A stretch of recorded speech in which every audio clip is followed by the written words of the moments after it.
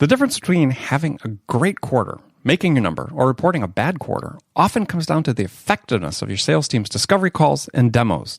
But how do you make sure your reps are doing the right things on their calls in order to finish the quarter strong? Well, introducing Gong.io, the #1 conversation intelligence platform for B2B sales teams. Gong helps you ensure your reps are doing deep discovery calls and crisp sales demos by recording, transcribing, and analyzing their calls. And Gong allows you to understand how well your playbook is being followed and analyze how well it's working so you can constantly move the needle on your win rates. Now, if you request a demo of Gong as a result of hearing this message, you'll get a free ebook copy of my award-winning book, Zero Time Selling, 10 Essential Steps to Accelerate Every Company's Sales.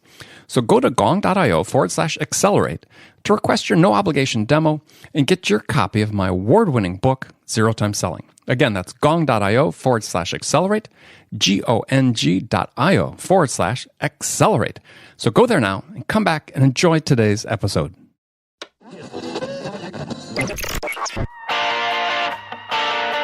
It's time to accelerate. Hey friends, this is Andy. Welcome to episode 557 of Accelerate, the sales podcast of record. My guest today is David Griffin. David is the CEO of Vortini. It's a sales forecasting system. And we're going to talk about how to avoid creating lousy sales forecasts and the 5 steps you can take to create achievable and realistic forecasts. Now, before we get to David, let me remind you that today's show is brought to you in part by our friends at Gong.io. Gong analyzes your sales calls and demonstrations so you can understand what's working and what's not. It's a great coaching tool to help managers boost rep productivity. So check it out at gong.io/accelerate and get a free PDF copy of my award-winning book, Zero Time Selling. If you'd like to see the show notes for this episode, go to andypaul.com/557. You get a timestamp breakdown of this conversation, actually all conversations on Accelerate there, so check it out. And if you haven't done so already, please take a minute, subscribe to this podcast. You can do that at iTunes or use the podcast app you're listening to the show on. Also, leave a review for us. If you get a second, just a quick review, because we're anxious to hear what we can do to make this a better experience for you. So, all right, let's jump into it. David Griffin, welcome to Accelerate. Thank you very much. So I open the show with a standard question for all my guests. In your opinion, what's the single biggest challenge facing sales reps today? Well, I think there are many challenges, of course. I think what we tend to see is the level of competition just continues to increase quarter in, quarter out. So the ability to close sales predictably, to work very carefully with pipeline to get the best possible outcome, I think is probably where the biggest challenge lies.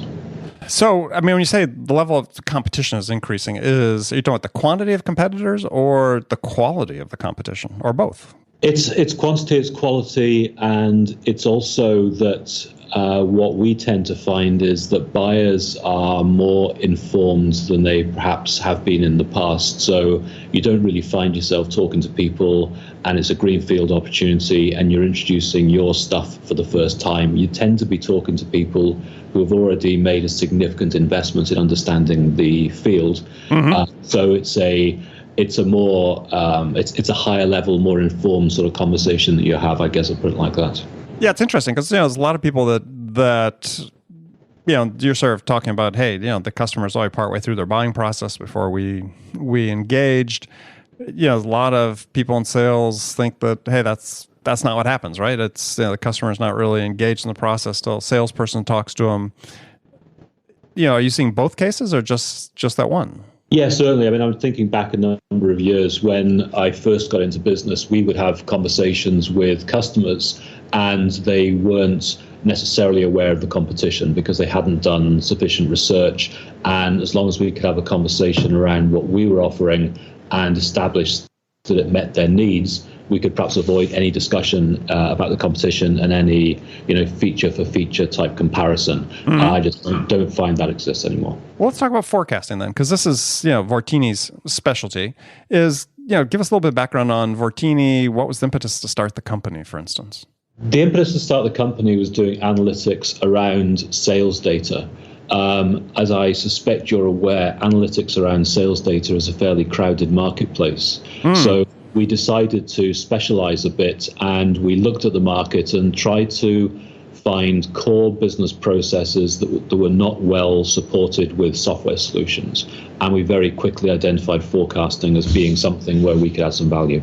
And what were you seeing in forecasting that said, hey, yeah, this is, besides the fact maybe people weren't focusing as much on it, but what were sort of the basic problems with forecasting that you were seeing, that you still see? Okay, so this could be a long answer, so keep me honest. What we find is that people have invested heavily in their CRM systems, therefore they have a pipeline of opportunities. So if you think about this as a maturity model, if you like, people will start off thinking, well, I've got a pool of opportunities, I've got my pipeline, therefore my forecast simply falls straight out of that, job done. Then they realize that the pool of opportunities doesn't really tell them the whole story, and it certainly doesn't give them a remotely credible forecast. So what they tend to do then is they think, well, we need to have a discussion around the pipeline, and we need to create some scenarios around the pipeline. We need to reach a consensus, and we need to, probe people on some of their assumptions. And the way they do that is almost inevitably the same. They extract the pipeline of opportunities from the CRM. They put it into spreadsheets. They've emailed the spreadsheets to individual opportunity owners around the organization. Then the sales ops people have to manually aggregate these spreadsheets and send them up through the organization until, a week later you pop out at the top of the organization with a fully formed spreadsheet of which contains the forecast. The issue with that, of course, is that the data that was originally extracted from the CRM is now probably a week out of date. So exactly. Even at the instant you get that forecast, the only thing you can say about it with absolute certainty is it's old. So where we came into this was looking at this process and thought, you end up with a forecast that is clearly stale. Nobody really wants to believe in it. And the entire process has swallowed up large amounts of time from sales reps, from sales management, and from sales ops people coordinating the whole process. So clearly there needs to be a better way. Well, I think that you raise a sort of a central point is that, at least in my experience, over decades of sales experience, is that no one wants to believe the forecast anyway. But I think we can agree that businesses need forecasts to operate. So you've got an interesting conundrum here, haven't you? Right. Yeah. So how do you build credibility in a forecast? I think that really becomes sort of a central question. Is regardless of the method, whether it's Vortini or you're doing it manually through endless mind-numbing iterations of a spreadsheet, how do you build credibility in a forecast? So I'm going to answer that, but let's perhaps first just mention why the forecast even matters. It depends very much on your business, of course, but sure. In many businesses, management will have set an expectation, perhaps with the board or with investors, they're going to bring in a certain amount of revenue. They're very keen to know if they can meet that commitment, and whether they're going to meet it or not, the more notice they get they are or are not on track is clearly going to help them in positioning and maneuvering around that commitment. So that's sort of one level. Of course, if you're a business that delivers hardware, something that you manufacture, yes, or indeed if you're a business that sells, even if you sell software, and printing a license, of course, has got it requires very, very little effort, but nonetheless, licenses are frequently sold with a services requirement because services are needed to deliver the license and to recognize the revenue. Then it's no use getting to the end of a quarter and discovering that either you've got a load of services people with nothing to do, or worse, you've overcommitted to customers that are now going to be disappointed because that you haven't got the resources to deliver on what you have promised them. Right. So, and of course, manufacturing is an even more extreme example of that. People that manufacture inventory that they then can't sell have to immediately start writing it down, and it just gets ugly from there. So, everybody, I think, agrees that the forecast is important. Your question was building credibility in it. The approach we take is this: we absolutely agree that the seed corn of the process, if you like, is the data that comes out of the CRM. The list of all the deals that people are currently working on is clearly the first input to the process. We've got a couple of other things that we care about a lot. One is we look at historical information. So history can be your guide. So let's take a very simple example. I've got an opportunity that has just gone into the negotiate phase, and I think I can close that opportunity in a week's time. You may look back at history, or our software may look back at history, and it may very quickly discover that I have never closed an opportunity of that value in that period of time. It's not to say I can't do it this time, but the point is that when the sales rep is talking to their manager, it gives the basis for a discussion about why it might be different this time. Equally, I may have committed to deliver an opportunity last quarter, and here I am again committing to deliver the same opportunity this quarter. It's not to say I can't do it. It simply creates the basis for a conversation to establish whether what is going into the forecast really is deliverable. So they're the first two elements. The third element is really around collaboration. A forecast, as I think I said at the beginning, doesn't simply fall out of the pipeline. The forecast is really creating a scenario around a pipeline. What do I think I can deliver? Can I pull some deals forward from next quarter? Should I be offering some discounts to accelerate deals? Do we have the resources even to deliver these deals? We're creating a scenario around it, and it's fairly complicated. So we see the creation of a credible forecast as being the combination of the pipeline, of course, historical information that supports the conversion of that pipeline, and a conversation, a collaboration around the delivery of the pipeline. Well, I mean, the holy grail has been for a long time, just as you said earlier, is, press a button, out pops a forecast, a fully formed forecast. But I think what you're saying, as I understood correctly, is that, even with, tools like Vortini, analytics, other data inputting, that there still needs to be some level of human involvement in creating a credible forecast. Yes, it's a discussion around that, and that discussion can only really be effective if the people in that discussion are provided with at least the historical evidence of what has been achieved in the past. So let me ask you a question. So how do you get rid of what I think is one of the the most short-sighted forecasting tools I ever see is this whole weighted probability forecasting? So I mean, I think I give the analogy or the metaphor, I guess, is that, it's like trying, if you're saying, look, we're a certain way into our sales process, gives us a certain probability. First of all, it's unmindful of the fact that there could be 4 other vendors who are at the same stage, right? We have five companies submit a proposal. You don't all have 80% chance of winning. So at that stage, you're up to 320% of the revenue, which would be right. bad for everybody. So, but this is how companies do it, right? There was a discussion thread I was following this morning. People, this is the probabilities we assigned to certain stages of the deal. And if you say, well, the stage of a deal is the distance you've traveled, then I said, that's like trying to measure probability with a yardstick, which you just can't do. So why do companies continue to do this? Probably because it's simple. I mean, you could certainly make it more elaborate. So, for example, rather than so for a start, the idea that when you get to the negotiate phase, as an example, you're 80% through the process, irrespective of the size of the deal, the nature of the sales rep, the nature of the competition. It's just not a very credible assumption. So we don't tend to pay an awful lot of attention to those percentages, or perhaps you think of it as being a percentage of the way through the process rather than the probability that you're actually going to win the deal at the end of the day.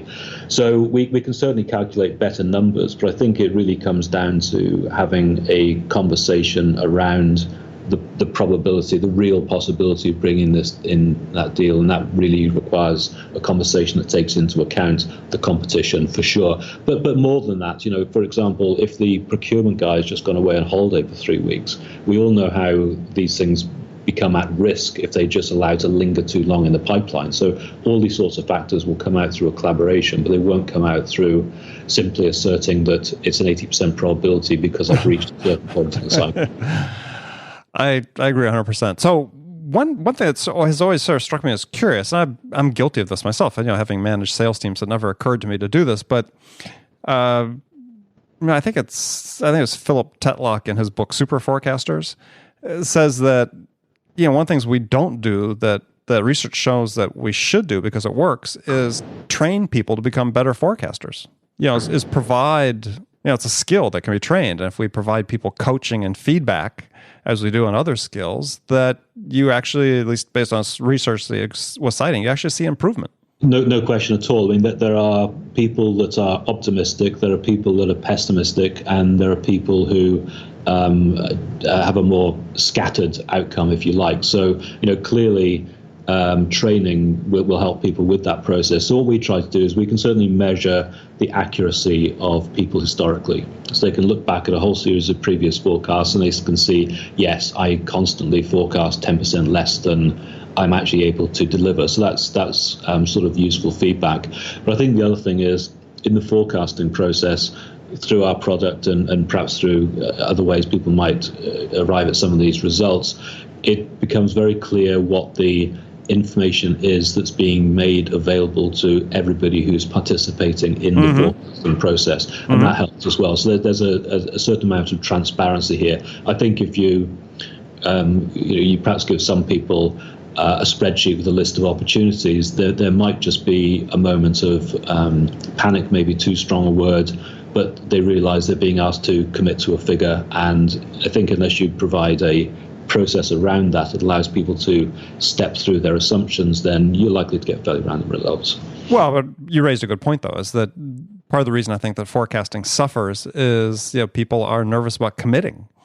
And so I think what a lot of sales reps don't understand, I think even some sales managers, is that under forecasting and then coming through at the last minute is as bad as over forecasting and not hitting the number. Yeah, few people recognize that. I mean, I think in terms of sins, then delivering more than you promised is way lower down the scale than delivering less than you promised. But nonetheless, it's an issue. If you think of an extreme case where a company has failed to manufacture everything that it should have manufactured to fulfill orders because it didn't have a decent forecast, or even where it's gone ahead with some projects and now realizes it needs more working capital to do the manufacturing, but it hasn't got the working capital because it committed to doing other things. So, whether you are under or over forecasting, there is a price to be paid. Yeah, no, I can think back to my experience with companies that we were forecasting for manufacturing purposes. And I mean, there were several instances with people under forecasting, over delivering sort of routinely for a couple of quarters, which really created a problem because suddenly the product was on allocation and people weren't getting what they wanted, and then that's an opportunity for people to cancel and go buy from somebody else. Yes, precisely. That's certainly an issue. I think the other thing is that when we think, we always talk about the forecast, but of course the forecast is made up of many smaller forecasts. Right. There are reps forecasting, there are teams forecasting. It goes up through the organization. The entire organization is forecasting. So we want to make certain that the organization as a whole is delivering on its commitments, but also we want those forecasts to make certain every part of the organization delivers on its commitments as well. All right. Well, I want to talk about an article you'd written about 5 tips to avoid bad forecasts, which I thought was really interesting because there's a couple points in there I hadn't thought about myself before. And the first point was to ensure that your opportunities are realistic and achievable, which we sort of talked about. That's always an issue from day one is either too aggressive or under forecasting. Yeah, so we spend a lot of time looking at CRM data, and certainly when we talk to people, their instant reaction can be, well, heck, I've got the CRM, it's cost me a lot of money, I have the opportunities in there, so the forecast simply falls out of the opportunities. But what we tend to see is that people use the opportunities as a list of all the things they're currently working on. But certainly in terms of the information they're recording against those opportunities, it's not really forecast ready. So one very simple example of that, have you noticed that close dates are always the last day of the month? Yes. Right. Or quarter, right. So they're not close dates. No, absolutely not, right? So it seems like part of the issue is that, I don't know, maybe, quotas are too aggressive in some cases. Yeah, I think the problem sort of starts with management often, right? Is the targets you talk about, are they realistic and achievable at the opportunity level? But oftentimes the targets aren't realistic and achievable. And then, managers are sort of incented with metrics that are, have to do with pipeline coverage oftentimes, depending on the industry. And it's sort of like, a series of decisions that begets bad behavior. Yeah, no question at all. I mean, if targets this year are set 15% higher than targets last year, then irrespective, it sounds like an aspiration rather than a real target. I think what we would hope is that through a process where all the assumptions around the forecast are understood and can be discussed, then it leads to an honest discussion about what can be achieved, rather than starting from the target and working back and claiming that you can make it, even though the evidence would suggest otherwise. Well, let me ask a question. I was one I was going to ask later, but I'll bring it up now. Is so when you look forward in terms of sort of the future forecasting, how technology is evolving, in the sales space, do you still see the human element involved? I think there's always a human element. I mean, certainly the ability to use simple statistics over history and then machine learning gives us a better starting point for a forecast. So the way we talk to people about it is, we know that nobody wants to spend a lot of time on forecasting. Nobody's ever going to, go into work all excited because today is forecasting day. It's not going to happen. Unless they're an analyst. That's probably true. But what we can do is we can make the process as simple as we possibly can. So what we do is we use some of these models to suggest a forecast for the sales reps and for the teams, and then effectively we're inviting them to go in and improve on the assumptions that we've made, because as you suggested, there's all this stuff in their heads. The procurement guy at the big account I expected to close next week has gone on holiday for 3 weeks. So there's all this stuff in people's heads that it may not be reflected anywhere else. The models that we use give a really good start, but they can't possibly do the whole job. Well, the second point you bring up is managing biases, which is absolutely essential. But I guess the question that, as I was reading that, was like, okay, well, how do you do that? Right? I mean, is it through the feedback, that you give people on previous forecasts? I mean, how do you help people spot the biases, and then how do you help them proactively manage their own biases?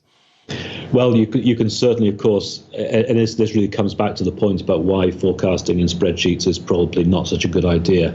If the forecast only ever exists in a spreadsheet and it's separated from the CRM, then you lose the opportunity to compare that forecast with the results that actually came in on the quarter. If the whole lot is linked tightly together, then it's very easy to show how good people have been right throughout the organization at stating the forecast and then delivering on that forecast. So from a coaching point of view, you can just point back to the evidence. People can see it for themselves. They can see that they have a bias on to forecast under or over. So that helps people become more realistic about their forecast. Yeah, and I think that's, as you talked about, is the transparency that's available today, given tools like CRM systems and your tool and so on, is that's a great, as I say, sunshine's always the great disinfectant, right? I mean, it's it really helps people sort of, I think, moderate certain behaviors that get infected into the forecast. I was talking to a client once, and they're saying, we're having a forecast meeting, we're going through the forecast, and I push back on certain things, and people really get upset about it, and advice about how to manage it. And I said, well, here's the rule of thumb I use, is that when you're in a pipeline review or forecast review meeting and you're challenging a rep on a specific account, I said, the more defensive they get, the worse the account is, right? The less like it is to close. So it's you just have to track behavior, as you sort of talked about in the article. Is if people are too defensive, then that's probably not a good opportunity.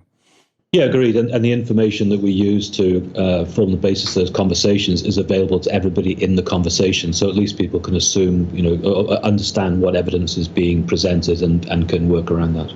Yeah, one point you brought up, which I really liked, was to get a good forecast, go back and revisit the long-term forecast. Make sure you're staying connected to the overall plan.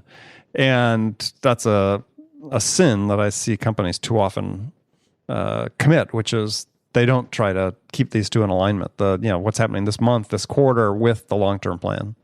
Yeah, that's right. But even inside quarters, so imagine a situation where we're at the start of the quarter, and in the first week or so, we create a forecast. One thing we're quite keen on is we can look back at history, and we can look at the way revenue has been delivered throughout the quarter. And in many organizations, it looks a bit like a hockey stick. Mm-hmm. Things start off a bit quiet, and then they get very exciting as you get closer to the end of the quarter. So what we can do with the forecast, and so in the current quarter, of course, we've got no idea where the quarter is going to end up, but the forecast hopefully gives us a good insight into that. We can look at how much of the forecast has been delivered.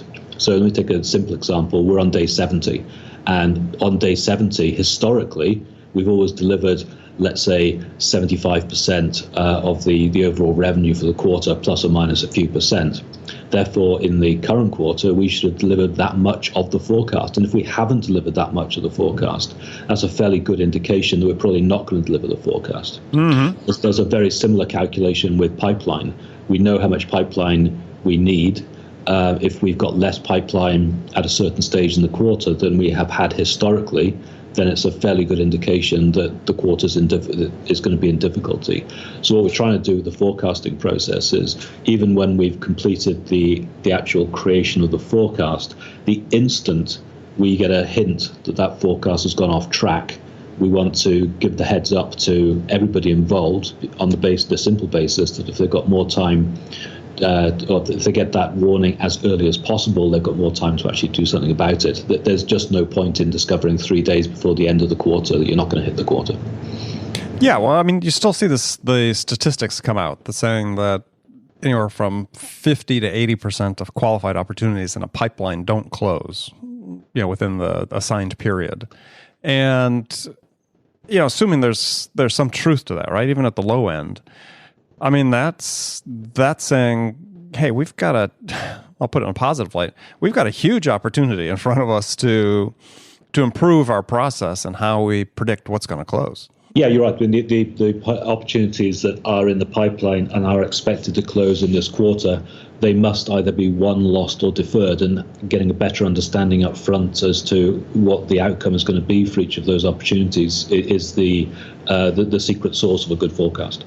Yeah, and I think, alluding to a point, or for harkening back to one I brought up earlier, it's just that, I think the incentives for pipeline coverage that we see managers have, or sometimes even the expectations put on reps, is I think they assume to a certain degree that there's not much rigor in the process, right? So that if there were more rigor in the process, that people had to understand how to defend a deal better, as I call it, defend a deal, win, lose, or defer, what's really going to happen, that perhaps they would actually find themselves working on fewer opportunities, but do a better job on them. Which is important because it clearly hitting or meeting your commitments is very, very important.